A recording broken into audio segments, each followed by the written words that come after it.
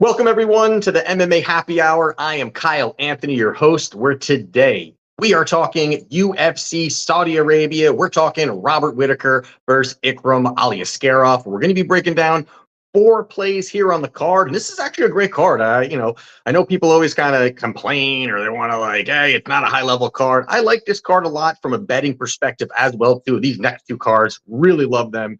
So really looking forward to kind of diving into those. If you want to become a client, link down in the description. And listen, I don't want to bring up last week. I don't want to bring it up because it's only going to frustrate me. But our big play last week for clients was Josh Quinlan. Had him at about, was it minus 120? He was minus 1,000 heading into the scorecards. We do not get the nod some reason. I just really can't believe it. Thought it was an easy cash there when it was heading to the scorecards there, watching with a bunch of friends. We all agreed. Watching the live line, they all agreed, but didn't get the judges' scorecards there. Kind of disappointing. We should have profited again last weekend, but we were robbed. But I've done this for a decade and a half, and you're going to see some of those crazy things happen. But listen, we are dominating this year overall. 46 units of profit, ROI at 21%. So really feeling good about it. Got to keep it going. Halfway through this year, this is the first time that I've had back-to-back losing weeks in 2024. So we're ready to bounce back here, and we are going to dive into all of that. So again, want to become a client? Link down in the description. Got 3 plays up right now. Going to be adding to that. Again, really like this card from a betting perspective. And if you want to get on the fantasy side of things, Underdog Fantasy Sports, link down in the description as well, too. And they're going to match up to $250 of your first deposit. So with that being said, let's get after it. Let's fucking get after it. So we're going to be talking Robert Whittaker versus Ikram Aliskerov here. Now you've got the former champion in Robert Whittaker, minus 150. Money has come in on him. Now you've got Ikram on the other side here, plus 120. Now, there's been a lot of moving parts here with this fight. You've got Robert Whittaker, who was set to face Chimaev. This was really a fight I was excited to kind of break down, dive into, watch, of course, as well.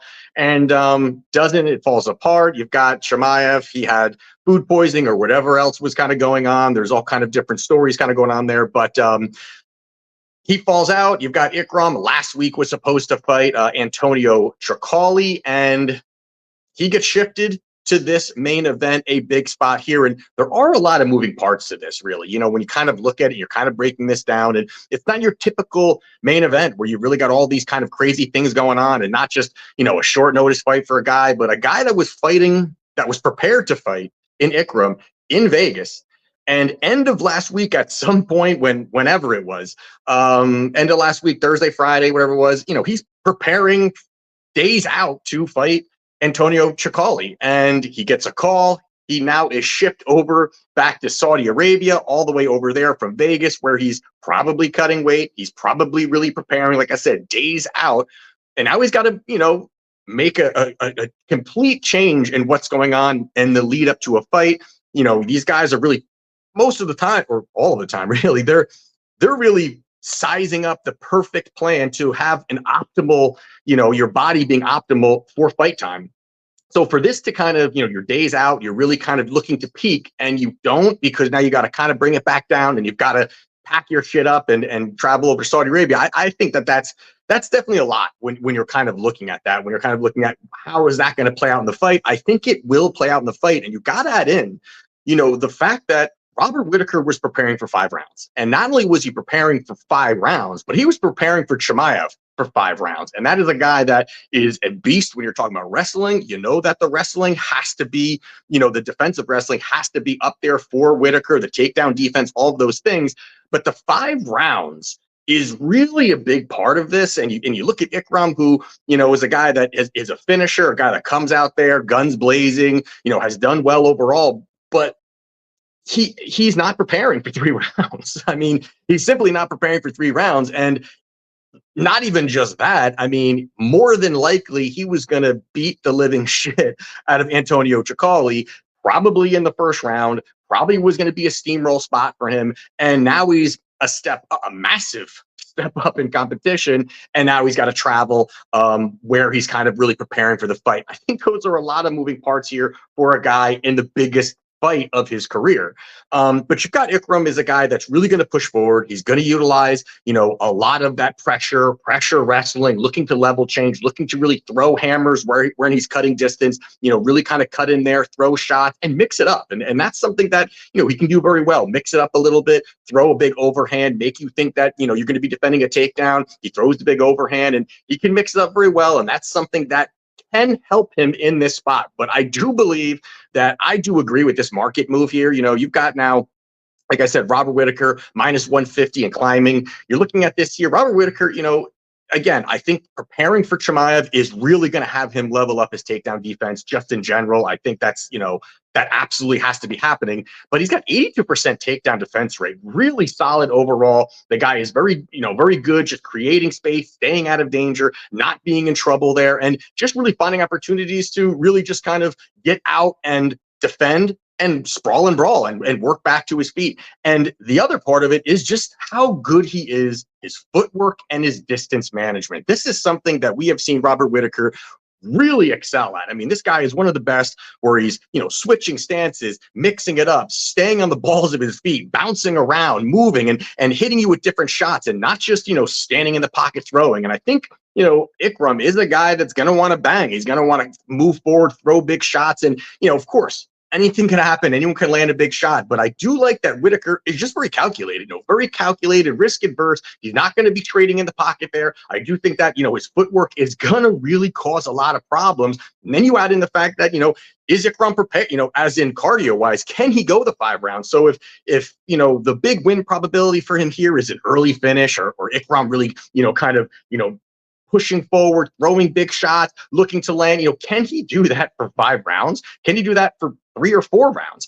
So I think that leads a lot of things kind of in question where, Whittaker, what you're getting from this guy. He's going to last 5 rounds. He's going to have the volume. He's going to have the footwork. And I think that does help him. Plus, if you look at it, the experience level here is wide. It's pretty damn wide when you're looking at it. And, since 2014, Robert Whittaker is 14-3. The only 3 losses he has over that decade is the current champion, Dricus du Plessis, and Israel Adesanya twice. That is fucking impressive when you're talking. I mean, that is just absolutely impressive. Yes, I know that the mileage and all those things on his body and whatever it may be, that can obviously be taxing. Hard to say how that kind of equates to this particular fight. But then you look at it on the other side here where, Ikram has just faced nobody. Yes, his only loss is to Chimaev, which of course, we get that part of it. But if you're looking at kind of since he's been in the UFC, he beat Mario Souza, who doesn't even fight in the UFC anymore. So it's easy to look good against him. He beats Phil Hawes, who is terrible. I think just his chin is just atrocious. And he's 1-5 out of his last 6 in the UFC. Then he beats Warley Alves, who's also 1-5 in the UFC run there. So I just think this is a spot where now you're stepping up to Robert Whittaker. I think this, anyone who got in a little bit earlier on this number, I think is pretty strong bet here. But I like Whittaker here. I think even at this price here is still a good price. I like him. I think the experience, the footwork, what he can do with the volume, and just really that I think he can defend those takedowns as well. So I'm taking Robert Whittaker minus 150 in the main event. Next fight here we're going to talk about is going to be Sergei Pavlovich minus 245 against Alexander Volkov plus 186. Now, we got Sergei here primarily uses his hands, massive power. And the other side, you've got Volkov, who really high-level kickboxer and, 6'7", a massive guy when you're looking at it. Now, the interesting part, I think, about this is that you've got 2 guys from Russia who have been training partners, very friendly. These guys are guys that, have openly talked about it. You've openly seen them, even if you look at their social media, they're training together. They're very friendly. So that does add to this. Now, there is a part to this when you're looking at it, kind of how this all kind of took place here. So you've got, and again, this is rumored, how you take this really, but, apparently Sergei was offered this fight. So was Volkov. Volkov turned it down initially, and Sergei accepted it. And then they went back to Volkov, and Volkov accepted it. So that obviously that's not like the full-on cap in here, but that definitely gives you a little glimpse into a guy that has trained with Pavlovich is, already a little bit iffy on even fighting him. Now, I get it, they're friends, all these things, but this is a massive opportunity for both of these guys. Both these guys is a big opportunity to really move up the ranks and have an opportunity to look for the title, challenge for the title, especially Pavlovich, who is a monster and just has a lot of opportunity. Just, I think marketing, this guy's a Russian destroyer. And I think that's gonna be part of this. But you also look at it as why I think, why he is a favorite, obviously, is because of his power. This guy has absolute power, 18 wins, 15 by knockout, all 15 come in the first round. So we know we're getting with this guy. He's going to march forward. He's going to throw big shots. He's going to look to cut that distance. And he's basically looking to take one to give one. I'm going to land the bomb. And even if you land it on me, I'm going to withstand it because my power is stronger than yours. And that's what he's going to be looking to do. Now, Volkov on the other side here, I think he's going to more look to really kind of utilize that range. He does not want to, stand, throw, and trade in the pocket. He's going to have, those long limbs, which is going to help him here. He's going to have a 4-inch height advantage. And I think he's going to utilize that kickboxing, utilize the front kick, kind of use that as a range finder, distance management.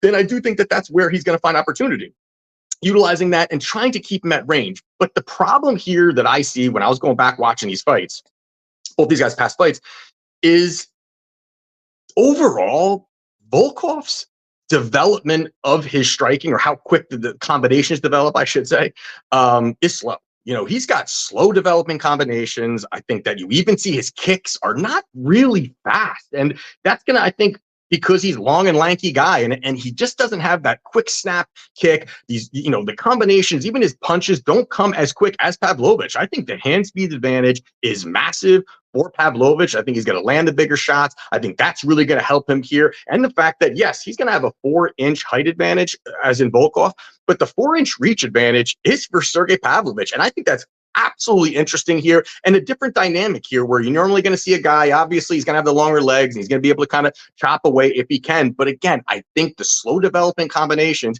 is really an opening for Pavlovich to march forward. And when they're marching forward and he's inside that kicking range, I think that's where Pavlovich finds a ton of success marching forward. Now, obviously, again, the key is that pressure, is moving forward, is cutting that distance, but I also do think that we have seen that if you can march forward and throw big bombs, I think that really can make Volkov uncomfortable. Also, the fact that he's marching forward and Volkov is on his back foot, it's going to be harder for him to kind of throw kicks off his back foot. That's an obvious thing, and I think that's what he's going to look to do. Cut that distance, get in close, not let him kick, force him to box with you.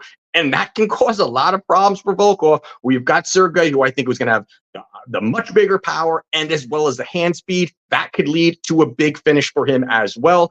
And then also, people are kind of looking at, Tom Aspinall fight. The Tom Aspinall fight, you've got where fight I was at, and you've got someone like Aspinall, completely different scenario. Aspinall is just a beast. He's well-rounded. He's got takedowns. He's got a grappling game. He's got fantastic kicks, great hand speed. I mean, he is, and the footwork. And I think that, to me, is a big advantage for Aspinall just in this division as a whole. But having that light feet, working at range, and then being able to still be explosive, still be able to level change, still be able to bring power is a tough mix for anybody. That's not what Pavlovich is going to get on Saturday. He's going to get a guy in Volkov who is very slow, very plodding.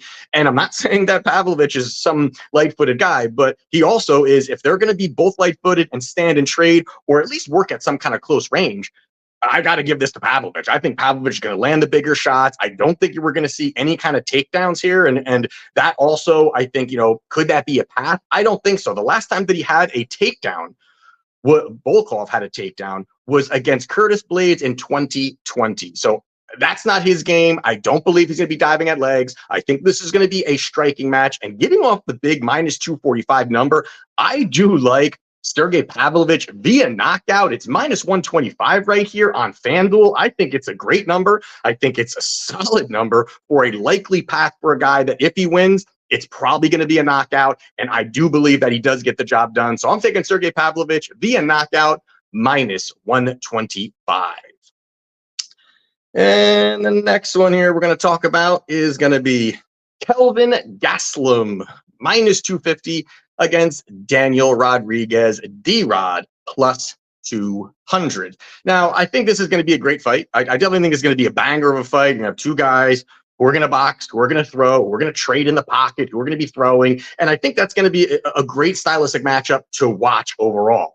But I do believe that there is a little bit of an overreaction, maybe I should say, an overreaction to the last two losses for D-Rod, and it's easy to say, D-Rod goes out there, he wins 4 straight, was looking good, looking great. He fights Neil Magny. Now, this Neil Magny fight to me was a bad stylistic matchup, man. I mean, it's tough. One, he's got this insane reach, in Magny, but also the fact he just grinds it out. He got on you, the takedowns. He had 5 takedowns on D-Rod, controlling him doing that. That kept D-Rod really uncomfortable for most of the fight. Couldn't really commit to his punches, moving forward, cutting distance. And anytime he did, it was hard to stay at range because of the reach that Magny has. And then on the other side, when you're in tight, Magny just wants to grind on you, and he was looking for takedowns. So, it really wore down D-Rod, and he didn't look good, and he loses. And then the other fight, D-Rod fights Ian Gary. And although,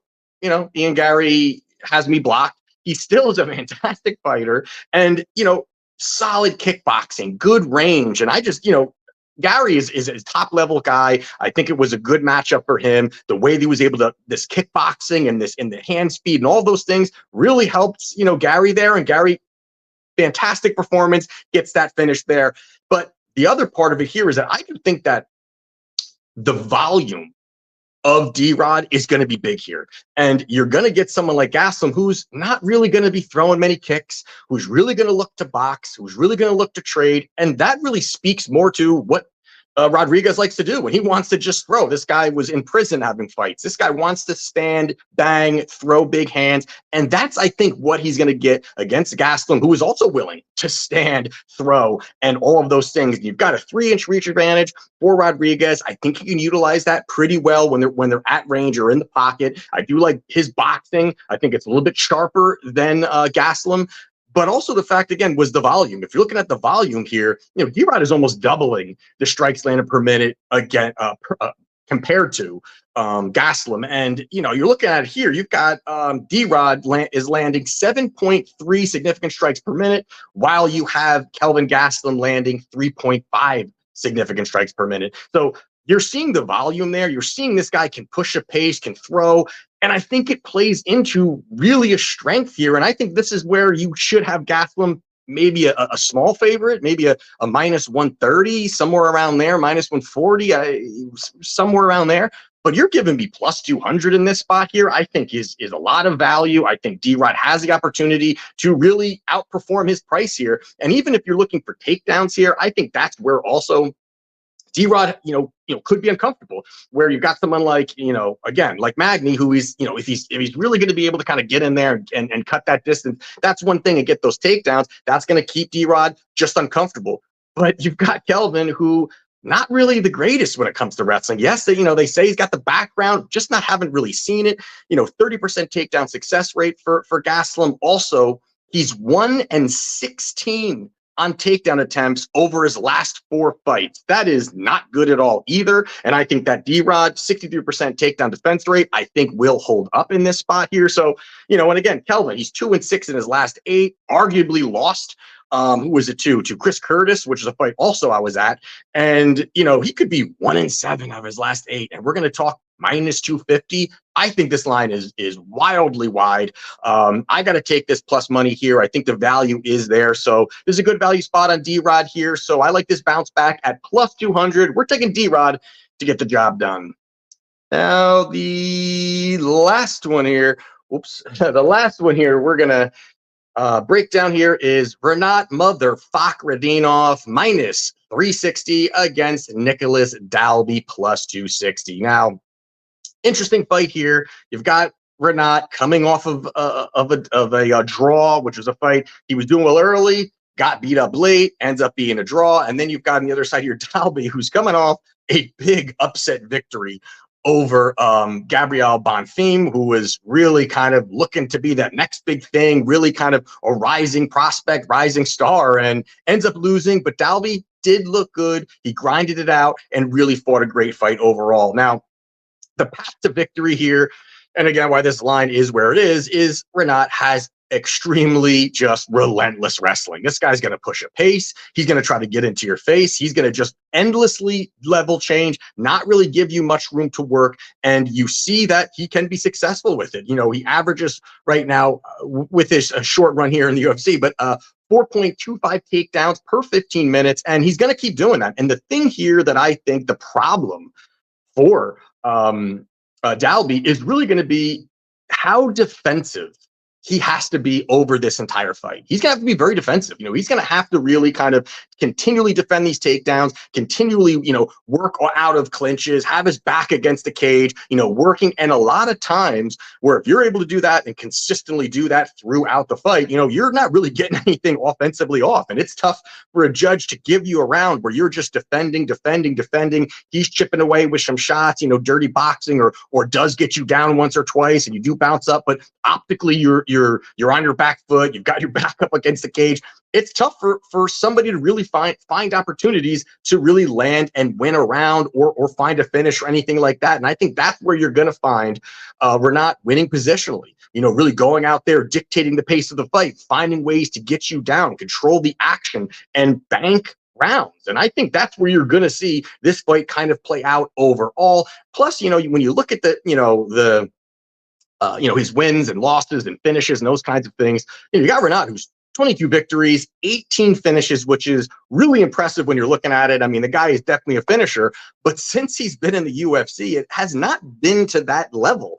You know, you're looking at it here. He's got 4 UFC fights. He's 3-0-1. He had that tie or had that draw, I should say. But out of those 4 fights, 3 of them went to the decision.